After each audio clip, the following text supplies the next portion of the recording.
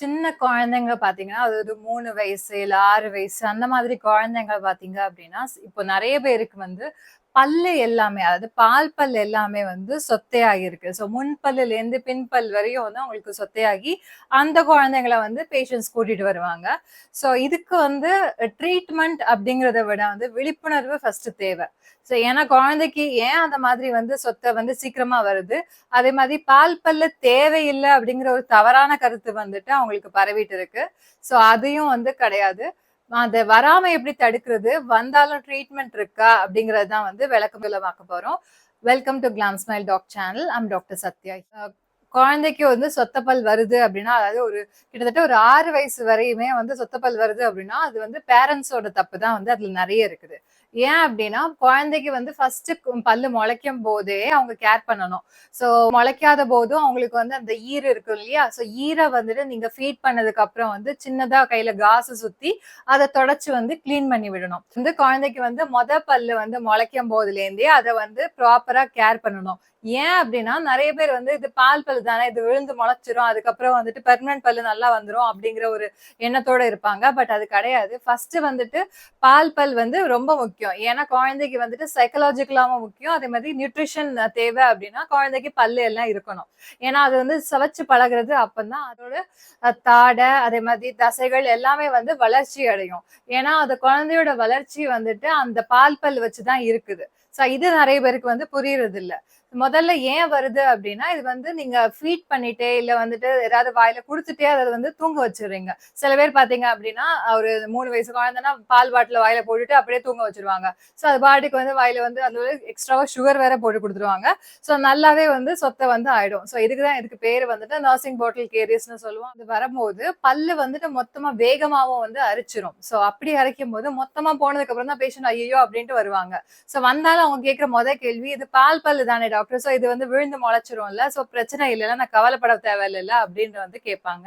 But கண்டிப்பா நீங்க கவலைப்படணும். ஏன் அப்படின்னா, பின்னாடி உள்ள வந்து கடவா பல்லு எல்லாம் குழந்தைக்கு விழுந்து முளைக்கிறதுக்கே ஒரு 12, 13 வயசு ஆயிடும். சோ அதுவரை அது பல்லு இல்லாம எப்படி சாப்பிடும்? இந்த வயசானவங்க மாதிரி வந்துட்டு வந்து கரைச்சு அப்படியா சாப்பிட முடியும்? பல்லு எல்லாம் வந்து ப்ராப்பரா இருந்தாதான் அதால கடிச்சு சாப்பிட முடியும். சோ கடிச்சு சாப்பிட்டாதான் அதுங்களுக்கு வந்து பெர்மனன்ட் பல்லுமே வந்துட்டு ப்ராப்பரா முளைக்கும். ஒண்ணு வந்துட்டு அவங்களுக்கு ப்ராப்பரா பல்லெல்லாம் வரிசையா வந்து பெர்மனன்ட் பல்ல முளைக்கணும் அப்படின்னா பால் பல்ல வந்துட்டு கரெக்டா பாதுகாத்து வச்சுக்கணும்.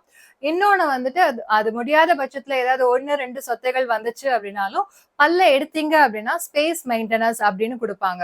சோ அந்த பல்ல வந்து எடுத்த இடத்த வந்து பாதுகாத்து வச்சாதான் அதுக்கு அடியில இருக்கக்கூடிய பெர்மனன்ட் பல்லு கரெக்டான இடத்துல முளைக்கும். அப்படி இல்லை அப்படின்னா முன்ன பின்ன அப்படின்ட்டு முளைக்கும். அதுக்கப்புறம் நீங்க கம்பி போட்டுதான் வந்து சரி பண்ண வேண்டியிருக்கும். எப்பவுமே நீங்க வந்து ஒரு நோய் வர்றதுக்கு முன்னாடியே தடுத்துட்டீங்க அப்படின்னா உங்களுக்கு செலவும் கம்மி, அதே மாதிரி வந்து உபாதைகளும் வந்து கம்மி. ஏன்னா கம்பி போட்டு சரி பண்ணும் போது வந்து குழந்தைக்கு வந்து அது கஷ்டமா தான் இருக்கும்.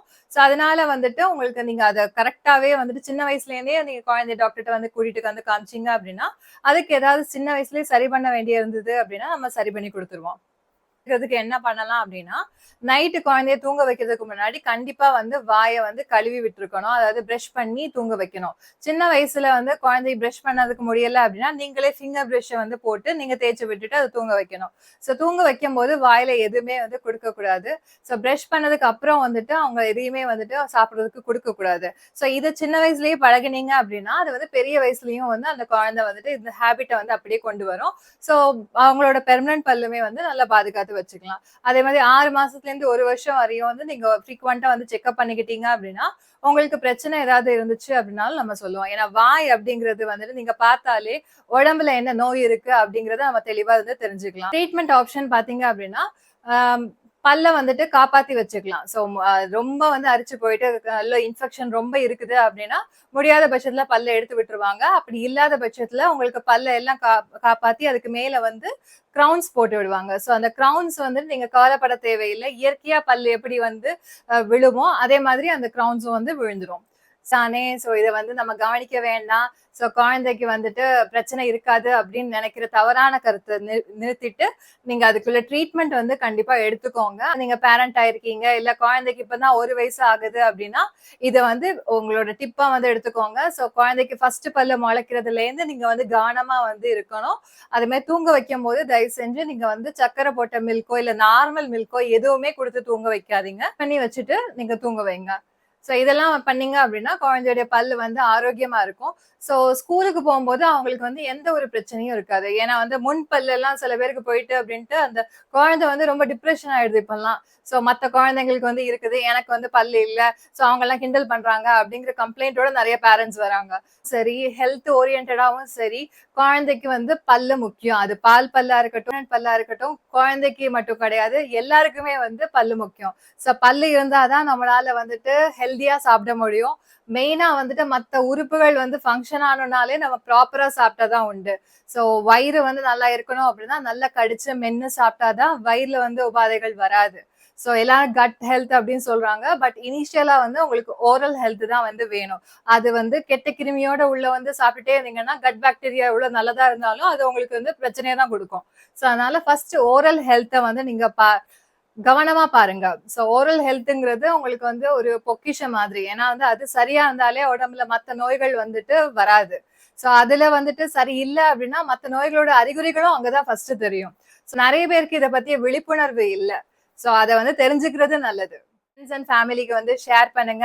இதுவரையும் சேனலை சப்ஸ்கிரைப் பண்ணல அப்படின்னா சப்ஸ்கிரைப் பண்ணிக்கோங்க. ஸோ தட் டெய்லி ஒரு வீடியோ வரும், யூஸ்ஃபுல்லா இருக்கும். ஸோ கண்டிப்பா வந்து உங்களுக்கு வந்து தெரியாத ஒரு விஷயமோ இல்ல வந்து எனக்கு வந்து உங்கள்கிட்ட ஷேர் பண்ணணும்னு இருக்கிற ஒரு விஷயமோ இல்ல பேஷண்ட் கேஸ் சினாரியோவோ, ஸோ இப்படி ஏதாவது ஒரு வீடியோ வந்து டெய்லி உங்களுக்கு வந்து ரீச் ஆகும். தேங்க்யூ.